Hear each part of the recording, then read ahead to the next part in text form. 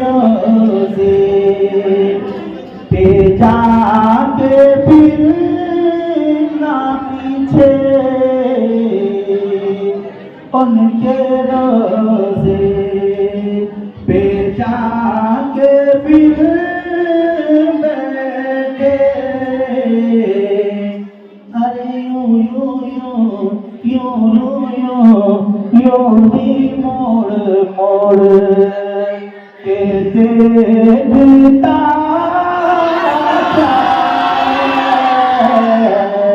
मेरे सरकार के आस्थाने पे जब कोई इंसान जाता है और जाने के बाद जब मुदर से रिटर्न होता है, आशिक रसूल का दिल नहीं थामता है कि मैं मदीने पाक को छोड़कर हिंदुस्तान की सरजमीन पे चले जाऊं। उस इंसान का दिल नहीं उनके वाह सुभान अल्लाह। ये देखिए ये सब मेरा खास शागिर्द है, सुभान अल्लाह। हमने दिया था बच्ची लोगों ने, सुभान अल्लाह। हमारे राजू भाई बहुत देर के बाद गर्म हुए, सुभान अल्लाह सुभान अल्लाह, बहुत माशाअल्लाह। ये सब आप लोगों की मोहब्बत है और हमारे अंसारी चा की निगाहें करम है। उधर से देख रहे हैं हमारे अंसारी चा बाबा हैं, अगर उधर से थोड़ा और नजर कर देंगे तो सुभान अल्लाह सुभान अल्लाह सुभान अल्लाह सुभान अल्लाह।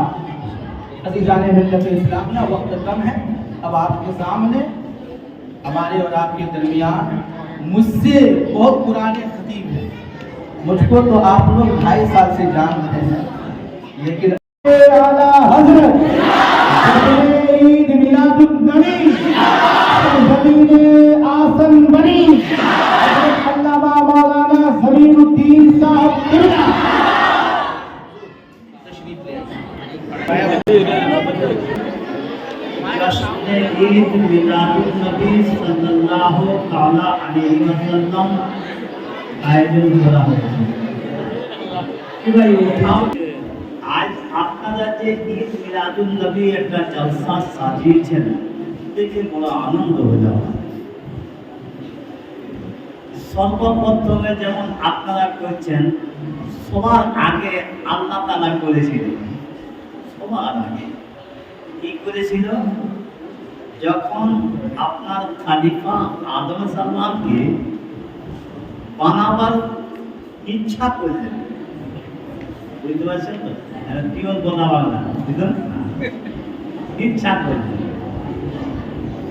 তো আল্লাহ পাক এটা কালাম পাকের বাণী, ওয়াইজ ক্বালা রাব্বুকা লিল মালাইকাতি ইন্নী জাইলুন ফিল আরদি খলিফা। সমস্ত ফেরেশতাদেরকে জমা করলেন, এক জায়গায় গঠন করে বলছে, মওলা গো, আপনি আমরাকে এক জায়গায় ডাকে নিয়ে কি বলতে চান? আল্লাহ বলছে, ওয়াইজ ক্বালা রাব্বুকা লিল মালাইকা ইন্নী জাইলুন ফিল আরদি খলিফা। আমি দুনিয়ার বুকে আপনার নায়েব খলিফা আদমকে সৃষ্টি করতে চাই, তাতে তোমাদের কার কি মতামত বলো? আজ সেই নিয়মটা আমরা পালন করছি কিনা? এবার কোন কাজ করার আগে একটা মিটিং হয় না? সুবহানাল্লাহ, আমি একাই সুবহানাল্লাহ বলবো, আপনারা বলবেন সুবহানাল্লাহ। এই যে মিলাদটা বললেন, এর আগে নিশ্চয় আপনারা বসেছেন, আলোচনা করেছেন, তয় হয়েছে কি করতে হবে। কবে হয়েছে ইমাম সাহেব বলুন? তাহলে কোন মওলানাকে ডাকবো, কোন শায়েরকে ডাকা হবে, কতক্ষণ থেকে কতক্ষণ করা হবে, কোন জায়গায় হবে, প্রত্যেকটা জিনিসের একটা আলোচনা।